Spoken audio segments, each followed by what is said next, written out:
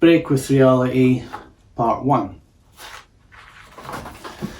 Nobody tells me what to do, he said, lifting his sleeve momentarily to wipe some spilt lager from it. Dougal narrowed his eyes. Nave and me. I just kinda wander around looking for clues. The girl looked at him, tilting her head slightly. Ah, right, she said, nodding slowly, her face a picture of confusion. Right, well She broke eye contact with him, thumbing over her shoulder and then looking back. Searching in desperation for her mate. My pal is over. No problem, he said, leaning back, holding a palm up in supplication, affording her escape route. She got up and started moving to the other side of the bar without looking back. Who that then, Kimosabe?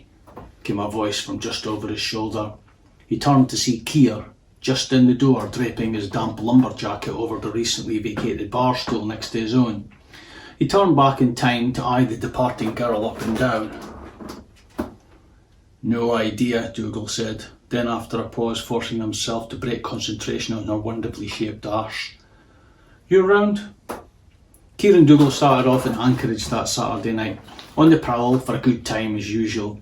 The band playing there that week were the Spanners of Death, techno doom merchants from the deepest Aberdeenshire, with a penchant for singing in the local Doric dialect. They'd known about this gig for some time, and if the rave reviews the band had been receiving in the local press, blogs and podcasts were anything to go by, there was a good chance they weren't going to be disappointed. Keir ordered 2 pints of lager. The lager at Anchorage has a reputation for being particularly good and on occasion has been known to win the best pint in Scotland or something like that. Anyway, the pints usually go down quite nicely and this occasion was to be no exception to that rule. Check her out, man, said Keir in a low growl, tongue squeegeing the lager foam from his lips. Dougal followed his lecherous nod over towards the young, voluptuous, black-clad, pierced and tattooed girl across the opposite side of the L-shaped bar. Aye, you reckon she can see invisible men then? Keir and Dougal have this theory, which in reality is probably just a lesser-known fact, that men over 40 are invisible to 18-year-old girls. They often thought about researching this by one of them going up to a nice-looking girl who has obviously been ignoring them all night and waving his arms and dancing about in front of them, just to prove a point that she can see him and isn't just avoiding eye contact with that creepy old guy at the other side of the bar. Dougal tried to convince himself it's that hard to get thing girls do. The one they learn in that Bunty comic or whatever, when they're young.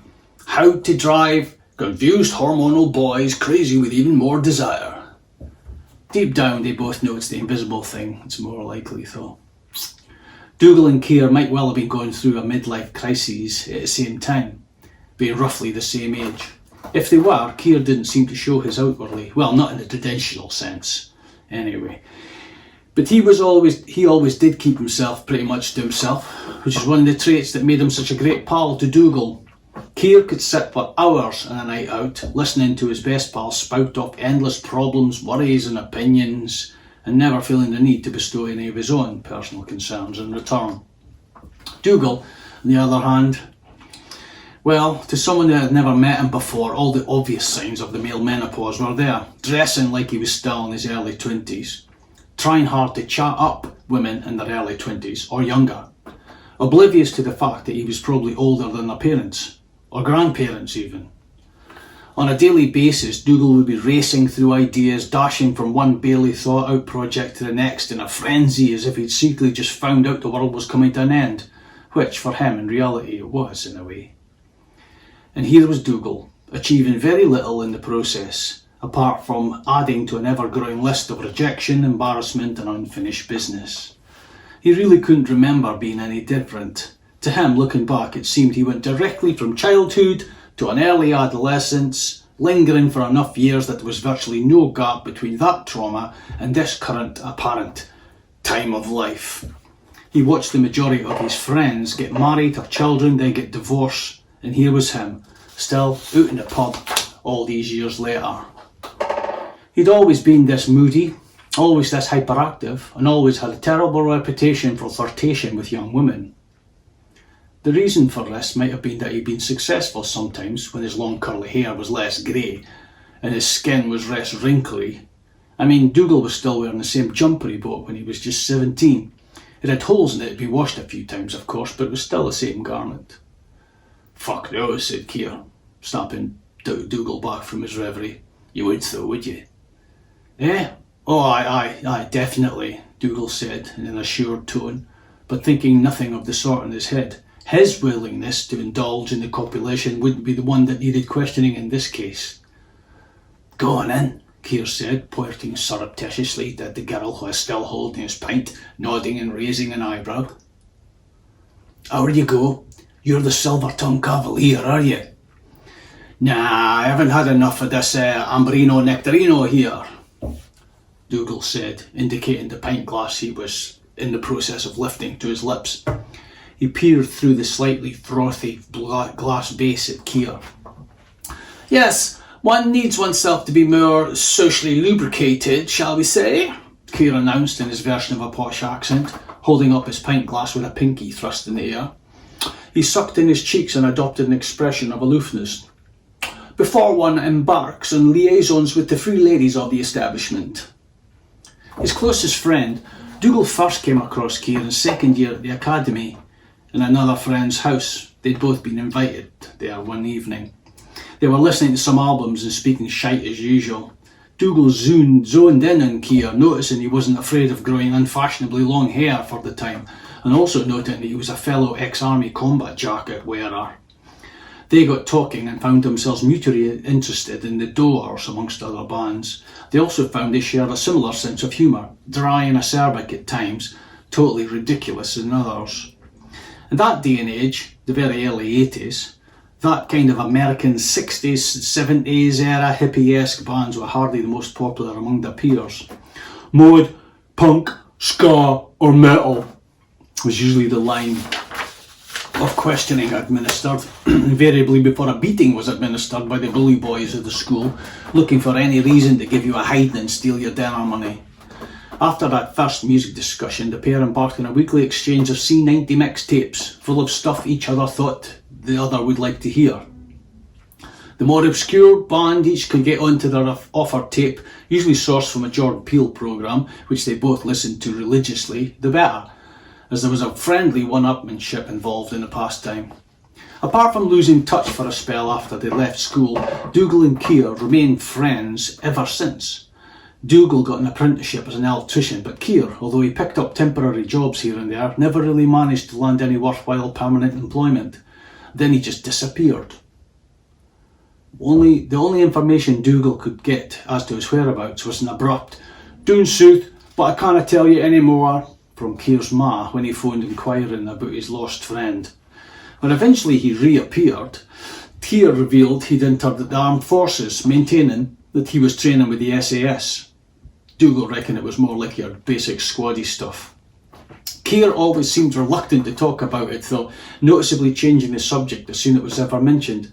Dougal thought it was like those guys who came back from Nam traumatised, set off by a helicopter flashback by a ceiling fan or whatever. Anyway, he'd bought himself out after 2 years, and the two of them picked up their socialising where they left off.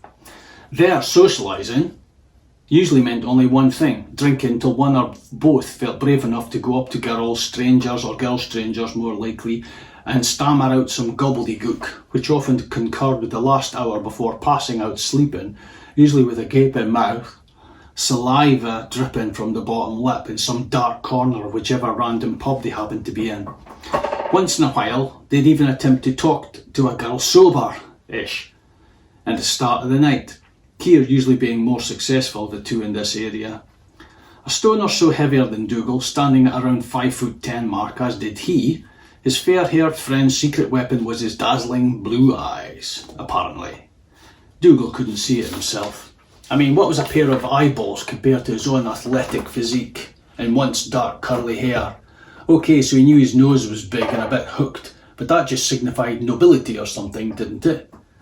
Still, the results seemed to favour Keir on most occasions. What did Dougal know about the intricate desires of womankind? Then there was the dancing. Dougal had an affliction which he thought he would have grown out of by the time he got to his 40s, which manifested itself in him, while drinking normally, suddenly becoming aware of the curious, infectious beat, the pull of the rhythm, that lovely moment when one realised just how much you really, really, really love music. Dougal usually then chose to express the emotion he felt by taking to the dance floor and parading his, what can only be described as mentally deficient, shall we say, dance moves. Jumping jockey. There was a man who had a similar affliction, except his manifested itself in a slightly different way. A few years previous, Dougal was out in a pub in the outskirts of town, an establishment he'd never been in before. He got talking to a guy at the bar, and during the conversation, a wee guy in a tweed jacket and a pork pie style hat with a feather in it came walking into the bar. "Jumping jockey," said the man Dougal was talking to. "Jumping jockey," Dougal repeated. "Never heard of jumping jockey?" "Nope." "Ah," said the stranger, his eyes lighting up. "Watch and learn." They both turned round and watched the wee guy, walked up to the bar, got himself a pint and went to a table where he sat on his own. "And?" Dougal said. "Hang on a minute." Jockey got up, went across to the jukebox, fired in a £1 coin, pushed a couple of buttons and came back over. "Right," Dougal's acquaintance said, nodding over to Jockey as the music started. "Now watch." Dougal looked over again as the intro to the song kicked in. It was Glad All Over by the Dave Clark 5. Jockey's eyes darted up from his pint and now seemed to be looking at the ceiling, although the stare took on a glazed quality. The expression on Jockey's face changed from that of indifference to a broad grin. Then he stood up and started jumping up and down on the spot. Not exactly dancing, just jumping up and down, like a demented leprechaun. Dougal had difficulty holding his laughter in. As soon as the song finished, the old boy sat down and resumed his pint as if nothing had happened. As if he'd just come in from out of a hypnotist's trance. Funny as it was, Dougal himself could absolutely empathise with the tiny dancer. He was just glad his own affliction hadn't got to that stage yet. Keir never seemed to feel the need to dance, preferring to merely observe instead, looking through the dancers instead of at them. Unless it was a particularly voluptuous beauty, of course. Dougal felt like he needed somebody to film himself in action and force him to watch the video back in order to stop doing it. That would probably only work for a short while, he knew. Dance like no one's watching, so Dougal was often told when complaining to anyone about his addiction. He supposed it may look like that to some people, but in reality Dougal is definitely dancing for the benefit of everyone around. When it occurs, he feels like he's the coolest dude on that dance floor, busting out some tremendously original, mesmerising gestures and movements never before seen in the dance floor in modern times. Which is probably true, but true for a reason. Nobody in their right mind would be doing what he was doing at that time. Not at his age, anyway. This gives way to what can sometimes stretch out to be a week of regret and embarrassment, which only goes away when replaced by the embarrassment embarked upon the next week's shenanigans. What could he do? Dougal felt like he'd have to tie him to a pillar or something to stop it from happening. The lure was so great. Even then, he'd easily break those bonds, so strong was the urge to dance like no one's watching. Aye, right, thought Dougal. Another couple of pints needed to be ordered. "Lager again, Monsieur le Keir?" "Oh aye, don't mind if I..." As Dougal acknowledged his friend's answer, he was aware of a sudden change in Keir's features. Keir stared over Dougal's shoulder, and the broad smile was suddenly replaced by a furrowed brow, which was quickly added to with a slight roll of the eyes and a deep intake of breath through flared nostrils. Dougal was then aware of two hands on his shoulders, which quickly followed by the uneasy feeling of someone gyrating their crotch against his buttocks. Jizz. Dougal sighed, performed his own eye roll, then turned to find jizz on his back.